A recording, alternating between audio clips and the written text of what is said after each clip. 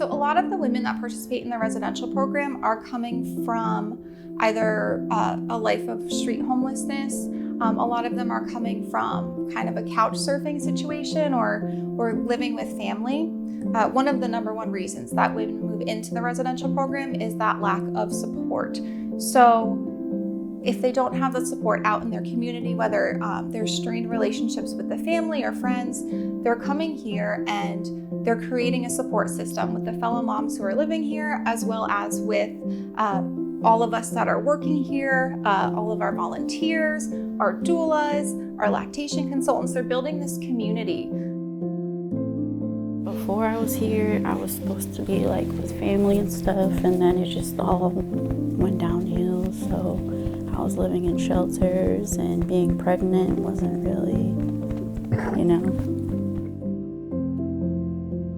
I was staying with my mom, and we just weren't getting along and seeing eye to eye after I found out I was pregnant this time. It's something like when you're the first, will be your first time doing this. It's specific, like say when you are alone in a new country and you don't have, like say, your family next to you. How would you like?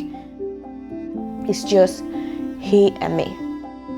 It is not easy. So this communal living is an amazing opportunity for women that are experiencing the same path in life to work together and help each other. So to me, that camaraderie is really special. We really start to dive into the things that they don't have experience in.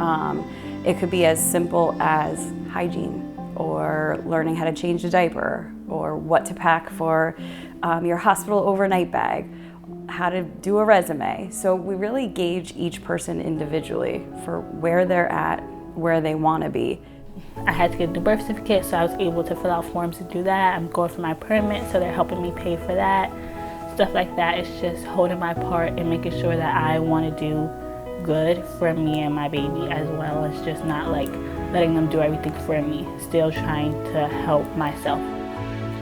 So for me, it's so nice from the first moment I feel like in family, because here, like say, everybody have their own space. So you feel like free, you can be yourself and be happy and secure. They learn from each other and they're accountable for that.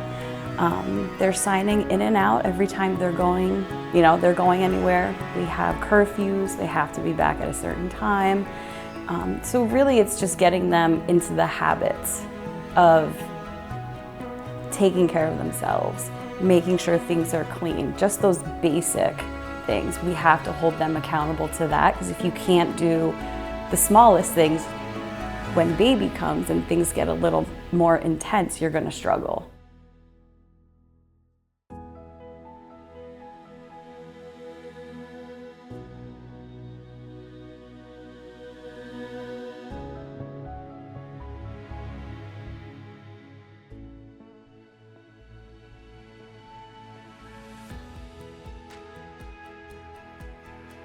The need for the community outreach client is a little different than for the residential clients. We meet once a month. They kind of just check up on how the baby's doing, making sure that if the baby needs any resources, whether it's medical or physical or living-wise, they help me and assess me for it. They guide me in the ways of where I could get the stuff from, if not provide them for me. I think one thing that we do well is listen to our clients and what are their needs. Right? What does that demographic need right now? They just need support. They need extra consumable items. They need, mom needs shampoo for herself because she's not buying it because she needs to put food on the table. Or, that those extra packs of diapers and wipe just help make the rent a little easier, or pay an electric bill.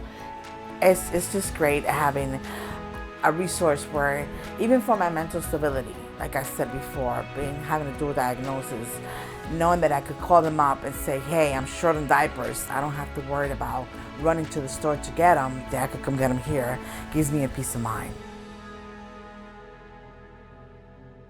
A lot of times they don't even realize how many goals they've accomplished until they look back, because some of the smaller ones don't seem so big to them until they've already done it. So even something like putting the resume together and having confidence that you can send that resume out, that's a goal. That's, you know, even studying for your permit, getting a permit, that's a goal. You've met it, you've crushed it. Like, and it just gives them the momentum to keep going. So the small ones are the stepping stones to the big ones. It's a pretty amazing experience to begin to work with a mom who you can see is so much so in survival mode, who really is only thinking about, I'm gonna have this baby, I don't know where we're gonna sleep, I don't know how I'm gonna get formula, where am I gonna get diapers? So it's amazing to see that shift when a mom comes in here and she feels comfortable. She feels that sense of community, that sense of support, that sense of home. You know, being a single mom, this is the greatest help ever in town. It really is. It's great for the community. I tell that everybody. And giving back, being able to give back what they give you, it also makes you feel worthy of receiving the help that you get from them. It's hard to put in words, again, for the fact that it touches all of us differently, right?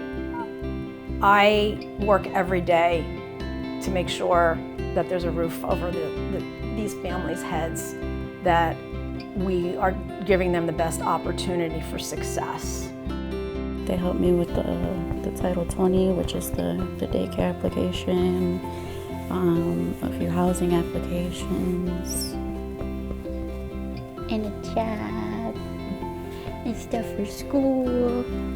I want to leave here knowing that I can do it on my own and not have to ever second guess having to come back. Like when I leave, I want to make sure I'm able to have my own apartment and be able to handle it by myself and not get overwhelmed once I leave and go back into like the real world. We see them through the hardest times, so it's wonderful when they leave, because we know that it's a positive change. They're doing, you know, all the things we wanted them to do, but it's hard because we do become a family while we're here. Thank you for letting me have a place to enjoy my pregnancy and prepare for my child to come into somewhere where he'll be welcomed and loved by everyone. But I appreciate all the help because it's been rough. Need to think about him in this case, but about my baby. It's just he and me.